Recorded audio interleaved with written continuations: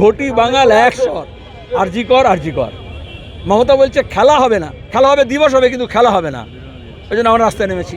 CBI তদন্তে কতটা সন্তুষ্ট রাজ্যের লোক? এবং আচ্ছা, সবে তো শুরু করলো, সবে তো সন্দীপ ঘোষকে ডেকেছে, জেরা করছে, তারপরে তাকে আমরা অভিযুক্ত করেছিলাম আর মমতা নিজে তাকে পুরস্কৃত করেছিল।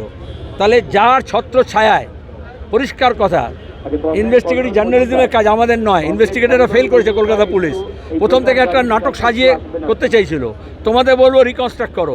3টের সময় প্রিন্সিপাল জানার পরে কেন সেখানে তাকে পুলিশকে যোগাযোগ করতে হলো, কালীঘাটের ঘনিষ্ঠ, কেন পুলিশ ওয়েলফেয়ার বোর্ডকে যোগাযোগ করতে হলো, কেন উত্তরবঙ্গ লবি যেটা আছে মমতা ব্যানার্জির ঘনিষ্ঠ তাদেরকে বলতে হলো, কেন গোটা কেসটাকে হাসাপ করার জন্য চেষ্টা করা হলো, কেন মা বাপকে দাঁড় করিয়ে রেখে দেওয়া হলো, বসতে পর্যন্ত দেওয়া হলো না, তাকে ঘেঁচতে দেওয়া হলো না, কেন মীনাক্ষীদের বাধাকে উপেক্ষা করে নিয়ে গিয়ে ডেড বডিটাকে তৃণমূলের এমএলএ, তৃণমূলের কাউন্সিলররা পোড়ালো, কেন ঘাটকে পুরো নিশ্চিদ্র পাহারা দিল পুলিশ, যারা প্রতিবাদ করছে তাদের উপরে মামলা করছে আর যারা হামলা করছে তাদেরকে বাঁচাচ্ছে কলকাতা পুলিশ।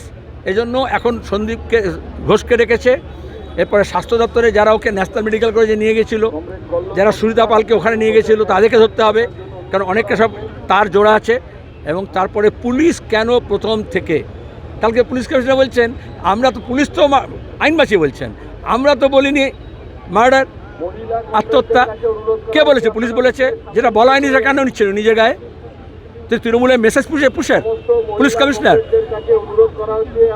প্রিন্সিপালের নির্দেশে হাসপাতাল কর্তৃপক্ষ বাড়িতে ফোন করেছিল, তাই বাবা মা তো তাই বলেছে। এইটুকু সত্য বলতে পারে না যে পুলিশ কমিশনার সে মিথ্যাচার করছে।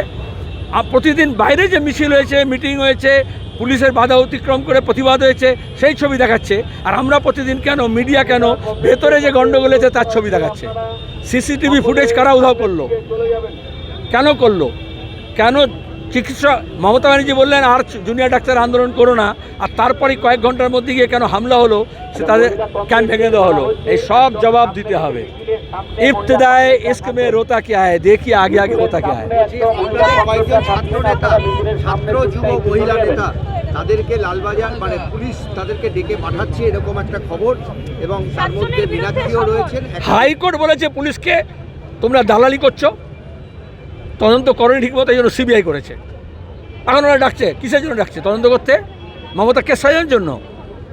যদি সাহস থাকে প্রথমে অভিষেক আর তার মাকে ডাকুক, পরিষ্কার বললাম, লতা ব্যানার্জিকে, শান্তনু সিনহাকে ডাকুক, এসিপিকে, পুলিশ ওয়েলফেয়ার বোর্ডকে, অভিক থেকে ডাকুক, ডাক্তার ডাকুক, সুশান্ত ওরাকে ডাকুক, শ্যামাপদকে, যারাই গোটা মামলাটাকে হাসপাতালের এই দুষ্কৃতি চক্র চালাচ্ছে, টাকা রোজগার করছে, তাদেরকে।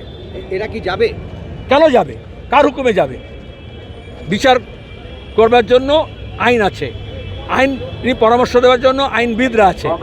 যে বিকাশ ভট্টাচার্য লড়াই করে তদন্তকে ত্বরান্বিত করাতে পারে, নিরপেক্ষ তদন্ত করার কথা বলতে পারে, সেই বিচারপতির কাছে যেমন নিয়ে যাবে তেমনি এদেরকে আইনি পরামর্শ দেবে। আইন মেনে চলবো আমরা। আমরা আইনের শাসন চাই, লাইনের না। আজকে আপনাদের মূল দাবি কি? মূল দাবি কি? ঘটি বাঙাল এক স্বর, আরজি কর আরজি কর। মমতা বলছে খেলা হবে না, খেলা হবে দিবস হবে কিন্তু খেলা হবে না, ওই জন্য আমরা রাস্তায় নেমেছি।